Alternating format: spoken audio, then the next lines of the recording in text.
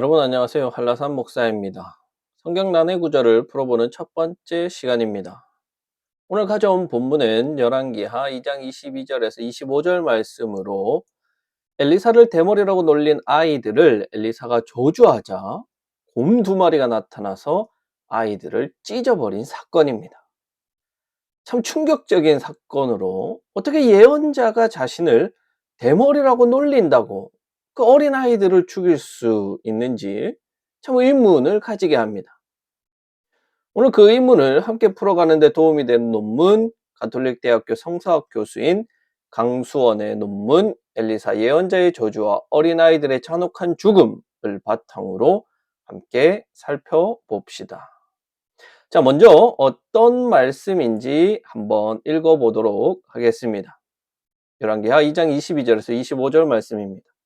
그곳의 물은 엘리사가 말한 대로 그때부터 맑아져서 오늘에 이르렀다. 엘리사가 그곳을 떠나 베델로 올라갔다. 그가 베델로 올라가는 길에 어린아이들이 성읍에서 나와 그를 보고 대머리야 꺼져라, 대머리야 꺼져라 하고 놀려댔다. 엘리사는 돌아서서 그들을 보고 주님의 이름으로 저주하였다. 그러자 곧 두 마리의 곰이 숲에서 나와서 42명이나 되는 아이들을 찢어 죽였다. 엘리사는 그곳을 떠나 갈멜산으로 갔다가 거기에서 다시 사마리아로 돌아갔다.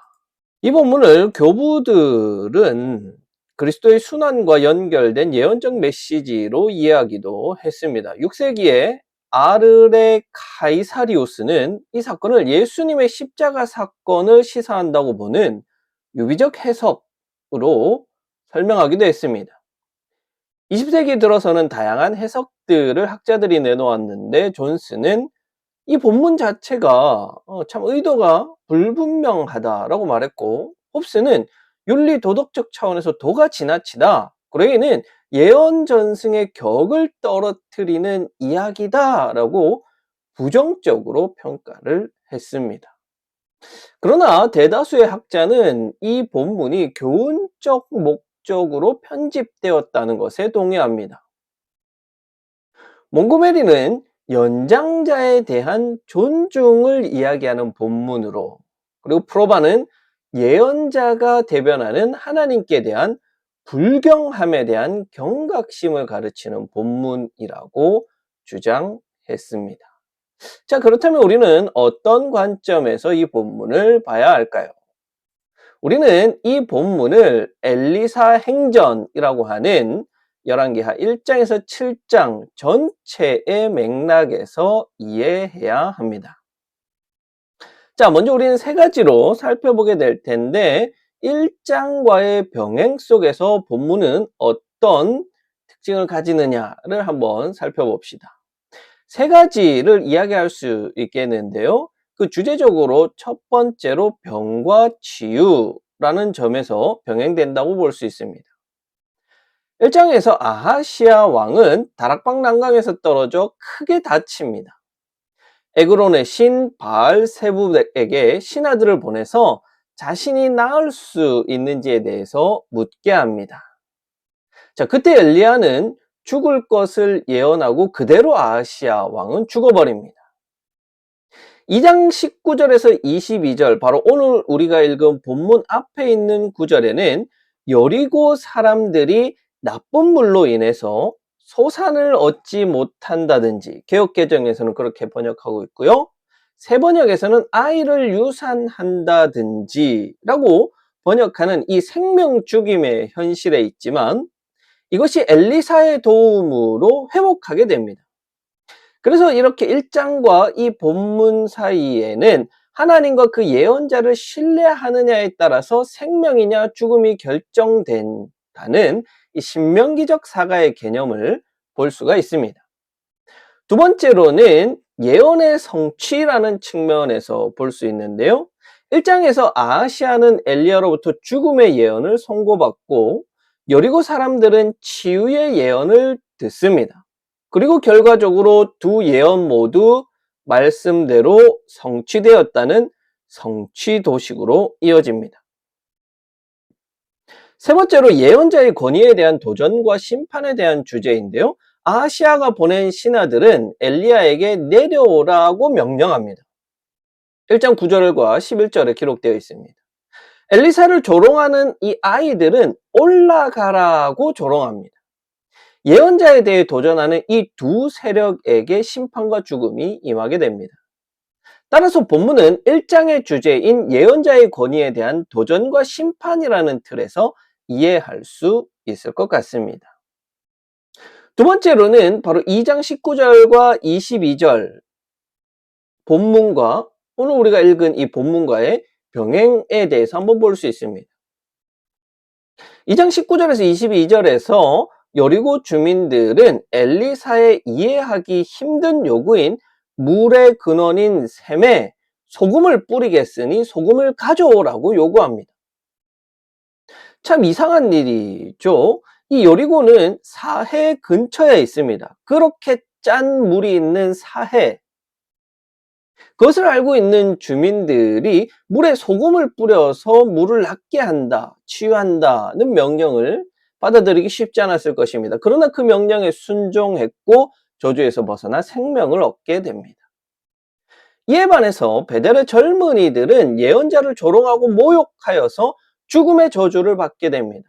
이것은 하나님의 예언자의 권위에 순종하면 복을, 부정과 반항하면 저주를 받게 된다는 신명기 사상을 보여주고 있습니다. 마지막으로 3에서 7장과 그 내용이 병행되고 있는데 예언자의 비상식적인 요구지만 그것을 순종하게 되면 복이 온다는 내용이 계속해서 나타납니다. 과부의 그릇을 기름으로 채우는 사건, 수넴 여인의 아들을 살려준 사건, 시리아의 나아만 장군이 치유받은 사건 등 3에서 7장에 기록된 이야기들은 예언자의 말에 순종하는 자들은 복을 받는다는 것, 즉 전통적인 개약 사상의 메시지 안에서 본문을 이해할 수 있습니다. 그렇다면 우리 본문을 조금 더 자세히 살펴보면서 이 내용을 확장해 가보겠습니다. 자, 먼저 우리는 베델이라는 이 장소에 주목할 필요가 있습니다. 베델은 분열 왕국 시기에 우상 숭배의 성읍의 대명사로 여겨지는 곳입니다. 여로보암 1세는 단과 베델의 예루살렘 성전을 대체하는 성소를 만들었습니다. 바로 그곳에는 금송아지 신상이 있었던 것이죠. 엘리사보다 후대에 활동했던 예언자이지만 아모스 선지자는 아모스 3장 14절, 5장 5절에서 베델에 있는 제단에 대해서 하나님이 강력하게 심판할 것을 선포하였고, 호세아 선지자는 10장 15절에서 베델은 심히 무서운 죄악의 성읍이라고 비난하고 있습니다. 그곳에서 일어난 사건이라는 것을 우리는 주목해야 할 것입니다. 우리가 본문을 이해하는데 굉장히 어렵게 만드는 이 단어가 바로 어린아이들이라는 단어죠. 이 어린아이들이라는 단어는 히브리어 나르카탄이라는 단어가 사용되었는데, 아이들이라고 번역된 나르는 그 의미와 연령대가 굉장히 다양하고 폭이 넓습니다. 출애굽기 2장 6절에서 모세에게 사용된 것은 겨우 생후 몇 개월 된 아기를 가리킬 때 나르라는 단어가 사용되었고, 사무엘하 14장 21절에서는 압살롬에게 사용되었는데 이때 압살롬은 성인이었습니다. 사무엘하 16장 1절에서는 무비보셋의 종을 지칭하는 말로 사용되기도 했습니다. 이처럼 나르라는 단어는 꼭 아이, 소년에게만 해당하는 것이 아닙니다. 또 일부 학자들은 이 나르라는 단어가 으르렁거리다라는 뜻의 나르에서 파생한 것으로 생각하여서 난폭한 젊은이들을 가리킨다고 보기도 합니다. 한편 이 작은, 어린으로 번역된 카탄 역시 작다는 의미도 있지만 또 다르게 무가치하거나 중요하지 않은 것을 가리키기도 합니다. 따라서 본문은 무가치한 종들로도 번역이 가능합니다. 따라서 우리는 본문을 이해하는데 어렵게 하는 번역인 어린 아이들에 굳이 매몰될 필요가 없습니다. 어린아이들은 사리 분별을 할 수 없지만 오히려 그 정도 지각이 있는 상태에 있지만 하나님 앞에 철저하게 무가치하게 행동하는 이들이 엘리사를 조롱했다라고 보는 것이 좋을 것 같습니다. 그리고 또 이들이 엘리사를 조롱할 때 사용한 표현인 올라가라를 한번 봐야 할 것 같습니다. 많은 학자는 올라가라는 말이 하늘로 올라간 엘리야처럼 너도 승천해봐라 라고 조롱한 것으로 이해합니다. 그러나 올라가다라는 단어 알라는 추방하다, 떠나다라는 의미도 있습니다. 엘리사를 향해서 꺼지라는 과격한 표현으로도 이해가 됩니다. 일련의 학자들은 올라가다라는 표현이 하나님께 제사 드리는 데 사용되었다는 것에 착안하여서 베델의 산당에 가서 우상 숭배를 하라는 요구로 이해하기도 합니다.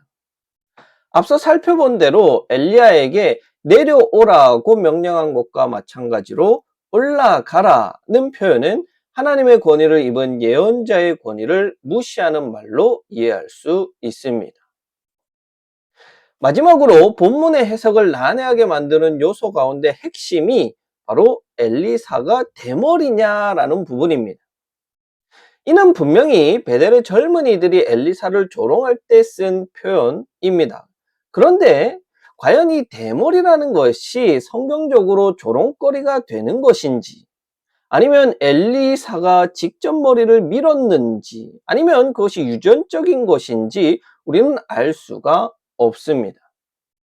일부 학자들은 제사장들이 머리를 밀 수 없다거나 나실인들이 머리를 깎지 않는다는 규정을 들어서 엘리사가 직접 머리를 민 것이 아니라 유전적으로 대머리가 된 것으로 보기도 합니다. 반대로 어떤 이들은 엘리사가 직접 머리를 밀었다고 생각하기도 하는데 스승 엘리야가 사라진 것에 대한 애도로 머리를 밀었다고 보는데 그것은 크게 설득력이 없습니다. 따라서 젊은이들이 엘리사를 대머리라고 놀리고 조롱한 것은 아닐 것입니다. 그것보다 더 중요한 것은 올라가라는 말이 주는 조롱과 우상숭배의 요구라고 보아야 할 것입니다.